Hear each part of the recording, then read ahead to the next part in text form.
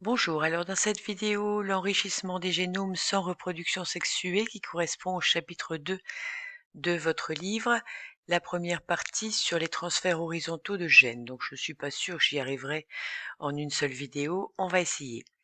Alors tout d'abord, la découverte qui a été faite de ces transferts horizontaux chez les bactéries.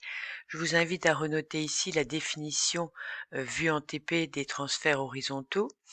Alors ce premier document de la page 40 nous montre deux souches de bactéries qui sont des Streptococcus pneumoniae, donc des bactéries responsables de pneumonie. On a ici l'observation d'une bactérie qui ne possède pas de capsule. Une capsule, c'est ce qui entoure la paroi bactérienne, ce qui vient autour de la paroi bactérienne, que l'on voit ici coloré en rose. Alors attention, c'est de la microscopie électronique à transmission. Je vous rappelle qu'on obtient des images uniquement en noir et blanc et que ces images ont ici été colorisées par la suite.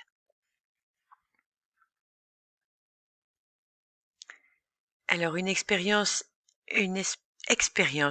historique, celle de Griffiths en 1928.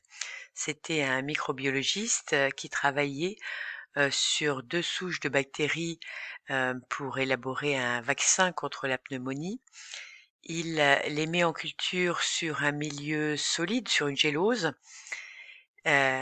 milieu qui est nutritif.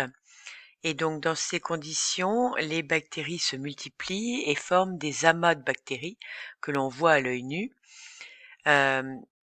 Ces amas sont de deux sortes. On a des colonies R pour rugueuses et des colonies S pour lisses, que vous avez donc représentées ici ou là. Et il a testé l'effet de ces souches sur des souris. Donc s'il prend les bactéries rugueuses, les souris survivent, donc elles ne sont pas pathogènes. Et par contre, la souche lisse entraîne la mort des souris, ce qui veut dire que la bactérie est virulente.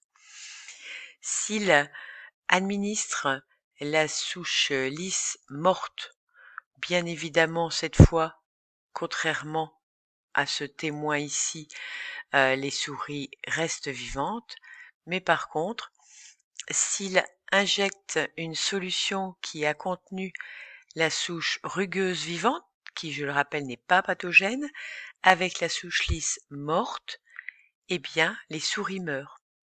Ce qui veut dire qu'il y a un transfert d'informations génétiques des bactéries, même mortes, aux bactéries vivantes qui ont tué les souris alors qu'elles ne possédaient pas le gène responsable de la mort des souris. D'autres scientifiques, un peu plus tard au XXe siècle, ont réalisé une autre expérience. À l'époque, on pensait que c'était des protéines qui étaient dans les bactéries qui étaient responsables de la transformation. Donc, deux hypothèses, soit des protéines, soit de l'ADN.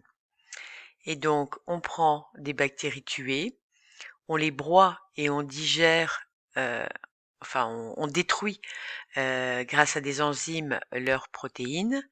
Résultat, en les mettant avec des bactéries de souche R, les souris meurent.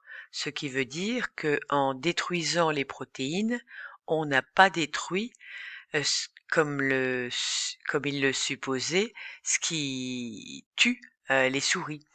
Par contre, si on broie et qu'on provoque la destruction de l'ADN cette fois, eh bien là les souris vivantes, ce qui prouve bien que c'est l'ADN qui est transmis d'une bactérie à une autre. Donc il y a bien transfert horizontal de gènes. D'autres expériences ici ont été réalisées avec des bactéries qui ont des besoins nutritifs différents et qui sont cultivées chacune de leur côté ici ou ensemble. Alors ces bactéries-là, on ne savent pas synthétiser la thiamine, la leucine, la thréonine, mais savent synthétiser la phénylalanine, la cystéine, la biotine, qui sont des acides aminés. C'est l'inverse pour celles-ci, et donc on voit que sur un milieu minimum, c'est-à-dire une gélose contenant des substances nutritives mais pas d'acides aminés, eh bien, aucune colonie ne se développe puisqu'elles n'ont pas les éléments qui sont indispensables à leur croissance ici ou là. Par contre, quand on les met ensemble, eh bien, on a du coup les possibilités de fabriquer les acides aminés de l'une et de l'autre, et donc des colonies se développent. On montre là aussi qu'il y a donc transfert d'informations génétiques d'un type de bactérie à un autre. Cet autre document nous montre, c'est le résultat d'une autre expérience, l'expérience de Davis en 1950, et cela nous montre, donc on met nos deux sortes de bactéries, on les sépare par un filtre qui ne laisse pas passer les bactéries, il a un diamètre très inférieur à la taille des bactéries, et donc aucune colonie ne s'est développée ni d'un côté ni de l'autre, ce qui montre qu'il faut un contact entre les bactéries pour qu'il y ait transfert de l'ADN. Ça ne peut pas être uniquement l'ADN qui est transféré, puisque l'ADN passerait entre les trous du filtre. Alors ce transfert de gènes, c'est ce qu'on appelle la conjugaison bactérienne. En fait, quand on regarde au microscope électronique et qu'on a de la chance de voir deux bactéries qui sont en contact comme cela, on comprend qu'elles émettent des extensions de leur cytoplasme qui vont les relier l'une à l'autre et qui vont leur permettre de transférer une partie de leur matériel génétique. Alors, c'est quoi le matériel génétique d'une bactérie? Eh bien, c'est d'une part un chromosome bactérien, il y en a un seul, et d'autre part un ou plusieurs plasmides, c'est-à-dire des chromosomes, enfin de l'ADN circulaire, et c'est souvent ces ADN circulaires qui peuvent être transférés à une autre bactérie. Comme le montre ce schéma ici, que je vous invite à faire dans votre cours. Donc c'est le schéma qui nous montre la conjugaison bactérienne par établissement d'un pont cytoplasmique. Il y a une partie de cytoplasme qui va relier les deux cellules. Ce pont cytoplasmique, c'est aussi ce qu'on appelle un pilus sexuel entre ces deux bactéries. Donc le plasmide peut passer de l'une à l'autre. Il y a un deuxième transfert horizontal de gènes qui se réalise, pas dans les expériences que l'on a montrées jusqu'à présent, mais qui existe également. C'est ce qu'on appelle la transformation bactérienne. Cette fois, de l'ADN est libéré hors de la bactérie, qu'on va appeler la bactérie donatrice, lors de quand elle est cassée, quand elle est détruite. Et donc cet ADN se répand dans le milieu et peut infecter une bactérie réceptive et transformer donc son matériel génétique, lui ajouter ce gène. Le troisième exemple de transfert horizontal, c'est le transfert via des virus. Alors, ces virus s'appellent des bactériophages. Littéralement, ça veut dire mangeur de bactéries, puisque ce type de virus se colle sur une bactérie, insère son matériel et va complètement digérer la cellule, donc couper son ADN, couper son plasmide, ses plasmides, son ou ses plasmides, etc. Et se charger de son ADN au sein du plasmide. Donc le plasmide sort, il va ensuite infecter une autre bactérie et il va pouvoir y injecter des bouts de l'ADN de la bactérie qu'il a précédemment parasitée. C'est ce qu'on appelle la transduction. Et ici, j'ai pris le document de Wikipédia parce que ça n'était pas présenté dans votre livre.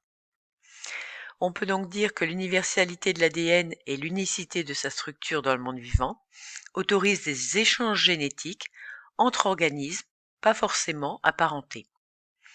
Des échanges de matériel génétique en dehors de la reproduction sexuée constituent ce qu'on appelle des transferts horizontaux. Ils se font par des processus variés. Les vecteurs viraux, c'est ce dernier exemple que j'ai mis ici, la conjugaison bactérienne qu'on a bien vu avec de nombreux exemples, et puis aussi la transformation bactérienne. Deuxième point, les impacts des transferts horizontaux.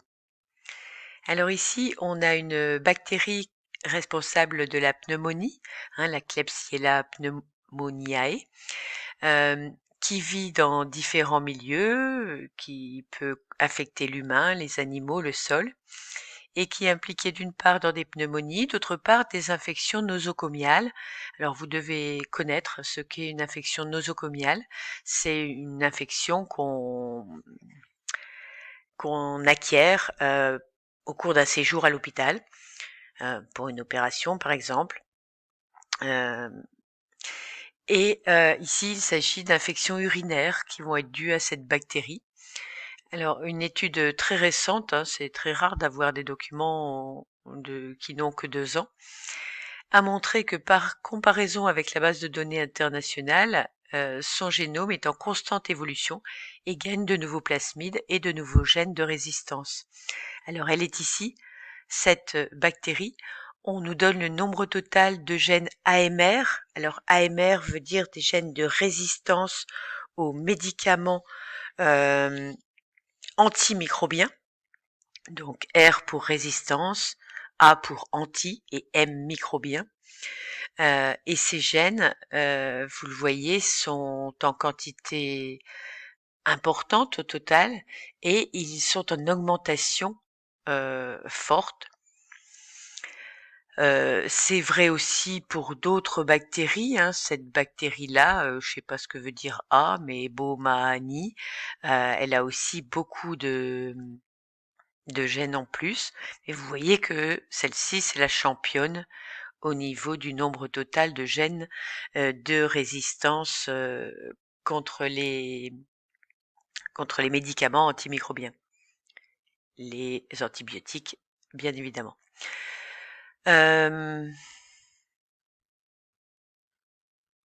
Vous avez ici un document qui montre l'évolution de la résistance de cette bactérie à la céphalosporine, donc un antibiotique, et vous voyez qu'en seulement même en moins de 10 ans, pardon, la résistance est passée de 5% de bactéries résistantes à presque 30%. Donc c'est énorme sur une très courte durée.